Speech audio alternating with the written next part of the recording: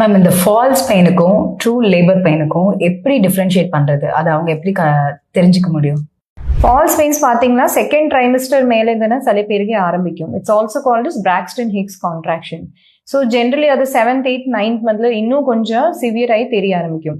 ஒரு மாதிரி இழுத்து பிடிக்கிற மாதிரி கான்ஸ்டன்ட் பெயின், விட்டு விட்டு ஒரு மாதிரி கான்ஸ்டன்ட் இழுத்து பிடிக்கிற மாதிரி பெயின் சொல்லுவாங்க.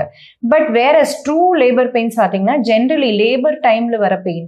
ஸோ இது பார்த்தீங்கன்னா அதிகமாகி வரும். அதோட இன்டென்சிட்டியும் டியூரேஷனும் ஃப்ரீக்வன்சி மூணுமே கூடி இன்க்ரீஸ் ஆகிட்டு வந்துட்டுன்னே இருக்கும்.